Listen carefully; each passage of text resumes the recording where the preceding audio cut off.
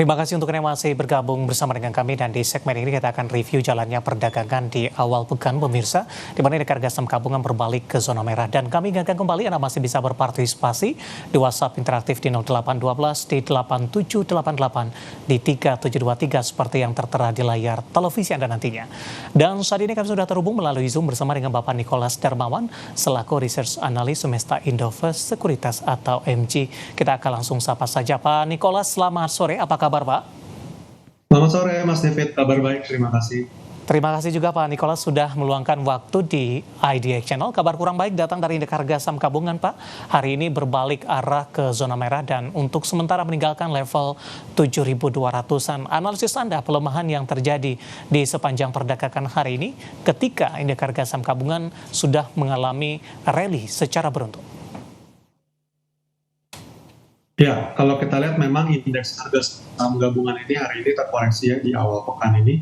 Cuman kalau kita lihat sebenarnya secara musiman, yang mana harusnya bulan Mei ini sudah terkoreksi biasanya 70% indeks kita terkoreksi. Cuman karena kalau kita lihat indeks kita ini udah rebound ya, kurang lebih 20% dari awal reboundnya di bulan April. Kita lihat koreksi yang terjadi hari ini itu kan nggak nyampe 1% ya. Jadi sebenarnya masih masuk ke hitungan koreksi wajar banget. Apalagi naiknya juga udah 20%-an dan koreksinya kalau kita lihat sepekan ini itu mostly dipicu sama minimnya katalis ya. Karena kalau kita lihat katalisnya itu rata-rata dari global dan domestik kita sudah mulai price in. Makanya indeks kita relatif sideways saja selama sepekan terakhir. Dan kita perkirakan juga sebenarnya di pekan ini karena kita menjelang long weekend ya. Hari Kamis dan Jumat itu bursa kita ada libur lagi, jadi mungkin profit taking kita perkirakan masih akan berlanjut sampai ke hari Rabu.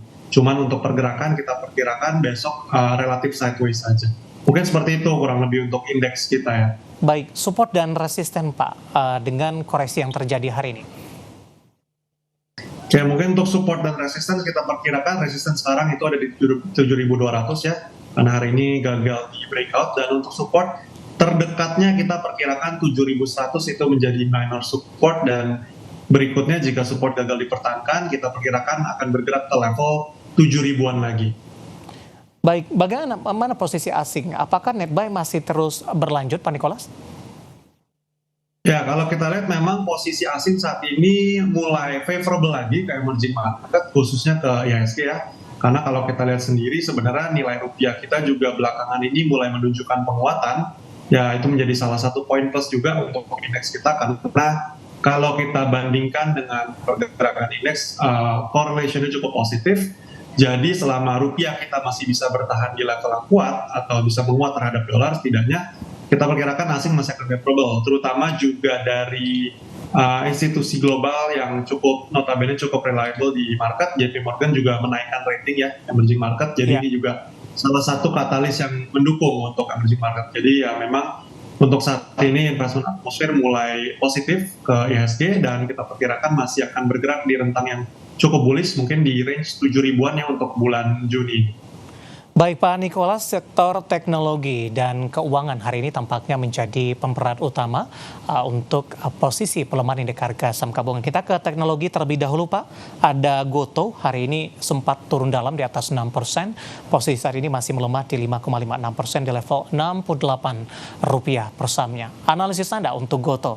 Tapi sebelum ke teknikal, secara fundamental, apakah Anda melihat ada sentimen tidak Pak, terutama terkait dengan bantahan dari Gotoh terkait juga dengan merger dengan Grab dalam hal ini? Ya mungkin dari sisi fundamental dulu ya, kita lihat memang bantahan dari Grab ini sebenarnya juga sempat muncul di awal tahun dan tahun lalu. Kita lihat memang sudah banyak sekali market rumor terkait akuisisi Grab dan Gotoh, dan akhirnya juga ujung-ujungnya manajemennya dari Grab itu ngebantah bahwa akan mengakuisisi Gotoh. Makanya kalau kita lihat penurunan dari harga saham Gotoh ini cukup heboh karena market ya panik selling lagi terkait bantahan rumor tersebut. Karena sebenarnya kalau diakuisisi kan ini katalis positif, makanya sebenarnya sebelumnya sempat bullish. Cuman kita lihat juga selain dari pelemahan dari katalis yang dibantah ini, Kita lihat dari sisi performa, kita lihat juga dari performa laporan keuangan kuartal 1 dan full year, kita lihat juga belum ada pemulihan yang signifikan sekali, makanya ini juga masih membebani harga saham Gotoh, makanya range-nya kita lihat sideways aja. Selain itu kita lihat juga sempat Gotoh itu gagal breakout dari resistance 88 pada bulan awal Mei ya.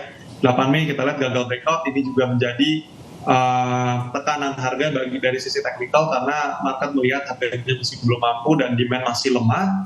Jadi bersama dengan bantahan rumor tersebut kita lihat Gotoh itu teknikalnya untuk sekarang masih bearish dan kita lihat untuk sekarang pergerakan rentang harga selama harga masih bisa maintain di level 65 kita perkirakan masih akan ada peluang penguatan ke level 70 sampai 72. Cuman untuk waktu dekat tekanan jual selama masih kuat kita perkirakan masih akan melanjutkan penurunan hingga ke level support majornya ada di level 62 seperti itu. Baik, rekomendasinya seperti apa Pak di tengah pelemahan dalam Gotoh hari ini? Apakah akan semakin sulit, jalan terjalnya semakin panjang untuk balik lagi ke level 90? Ya mungkin untuk jangka pendek dulu ya kita perkirakan untuk wait and see dulu. Jadi mungkin untuk sekarang karena market masih heboh juga, masih panic selling juga, apalagi bersamaan juga dengan IHSG yang baru mau koreksi ini. Jadi ya kayaknya kalau kita lihat wait and see aja dulu untuk menengah jangka pendek. Menengah jangka panjang tetap harus lihat dulu kinerjanya di Q2 ini gimana, dan kalau kita lihat teknikalnya gimana dulu nih untuk di level 60 apakah dia maintain, karena kalau key levelnya gagal dipertahankan ya kita khawatirkan dia bisa turun lagi ke level di bawah 60 bahkan seperti itu. Baik, dari Gotoh kita bergeser ke teknologi lainnya Pak. Ada DCII, emiten termahal di Bursa Efek Indonesia sampai sejauh ini. Hari ini juga ikut mengalami koreksi dan kontributornya terhadap pelemahan indeks hari ini juga cukup besar. Pak Nicholas? Ya, untuk DCI ya kita lihat memang kemarin ini patternnya sebenarnya cukup sideways ya setelah kenaikan yang disebabkan oleh rumor stock split, makanya demand-nya mulai menguat lagi. Cuman setelah beberapa lama rumornya mulai pudar, lalu harganya mulai sideways lagi, dan kalau kita lihat ini pola distribusi. Jadi memang ini domino efek ya mungkin karena dari Gotoh yang memang salah satu leading juga di sektornya. Kita lihat lumayan rata di sektor teknologi, buka, beli, dan Wirge juga kita lihat mengalami pelemahan serentak. Jadi memang domino efek aja, cuman kebetulan memang DCI ini bobotnya cukup besar ya ke indeks, makanya ini juga salah satu emiten teknologi yang membebani indeks. Untuk short term kita perkirakan DCI akan relatif sideways saja ya, mungkin rentang harga di 149.000 sampai dengan 139.000. Mungkin kurang lebih seperti itu untuk DCI.